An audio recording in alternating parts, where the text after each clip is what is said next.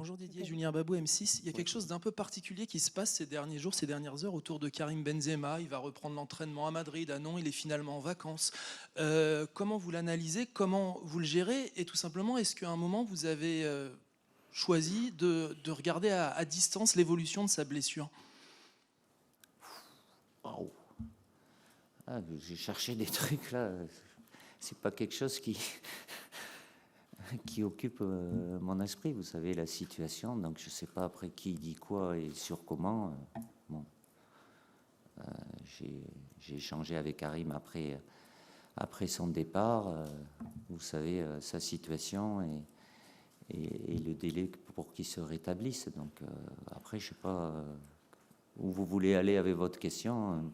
Moi, j'ai 24 joueurs qui sont là. Je m'occupe des 24 joueurs qui sont là, même si ça m'arrive d'avoir des joueurs qui ne sont pas là, comme Kimpembe aussi qui est venu, Paul Pogba avec qui j'ai échangé, ou d'autres anciens aussi. Mais je sais pas, je vous laisse ça si vous voulez en parler, débattre, imaginer.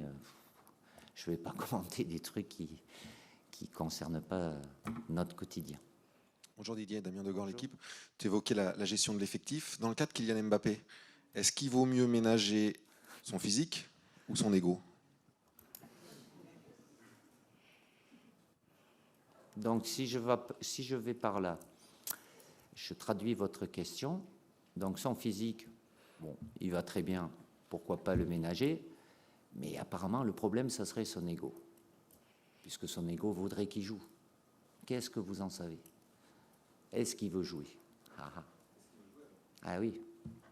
Bon, vous ne le savez pas, moi je le sais, donc. Mais c'est pas forcément... Kylian n'a pas d'ego. Enfin, pas d'ego. Évidemment qu'il est important, il est décisif, mais je peux vous assurer qu'il s'est toujours inscrit dans un cadre collectif, avec cette capacité, de par ce qu'il fait, d'être forcément mis en lumière parce qu'il est décisif. Mais il a plus 18 ans, il a de l'expérience aussi, qu'il a envie de jouer. Les 24 joueurs ont envie de jouer le match de demain.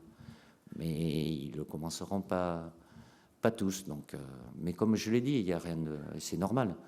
Vous pouvez penser, imaginer, mais avant de prendre mes décisions, moi j'ai des données que vous ne pouvez pas avoir. Parce que moi, mes données, elles sont en direct. Et quand c'est des données par la bande ou en périphérie, pas toujours factuel. Bonjour Didier, Xavier Giraudon, Infosport Plus Canal. Aurélien Tchouameni vient de parler d'Antoine Griezmann. Il a dit que c'était un joueur primordial dans ce rôle-là. Quel est son rôle? Comment ça s'organise au milieu de terrain? Et comment vous jugez son début de Coupe du Monde?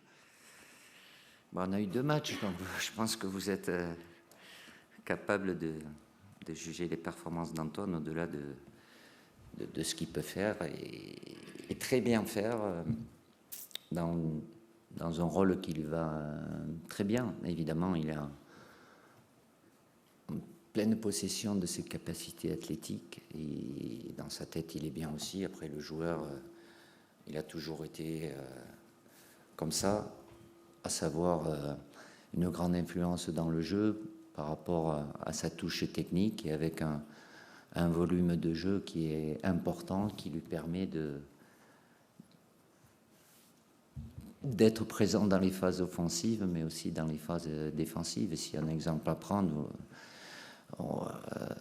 certains peuvent dire il est un peu sacrifié pour lui. Je vous le redis, c'est pas un sacrifice. Il prend autant de plaisir à faire un tacle, à récupérer un ballon qu'à faire une passe offensive. Donc son intelligence aussi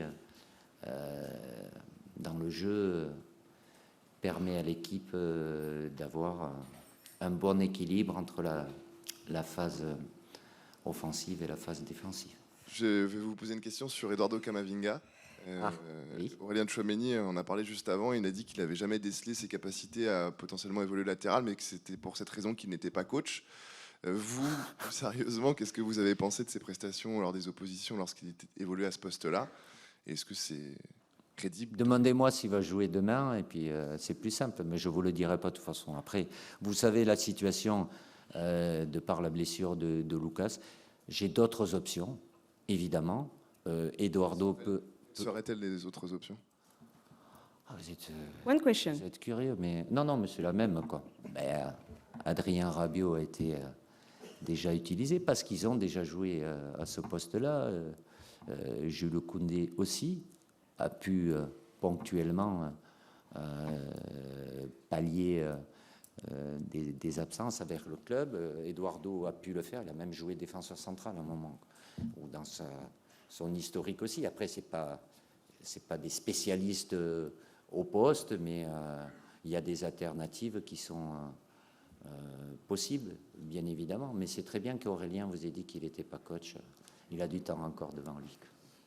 Bonjour Didier, Jean-François Perez, Europe 1. Ah, pardon, oui. Une petite question très, très concrète. D'habitude, on voit Hugo Lloris les veilles de match. Aujourd'hui, on a eu le plaisir. Aurélien de ne voir sera pas Chouameni. capitaine, oui, ça c'est sûr. Merci, c'était la première question. Just one question.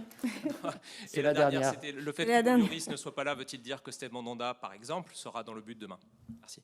Ça, vous en déduisez ce que vous voulez. Après, il n'y a pas d'obligation de faire venir à chaque fois le capitaine, parce que c'est court, donc ça prend de l'énergie aux joueurs de venir devant vous, parce qu'il faut quand même peser ses mots aussi, tout dépend des questions. Donc Hugo est disponible bien évidemment, et ça rentre en ce qui le concerne dans la réflexion comme pour tous les autres joueurs par rapport au match de demain.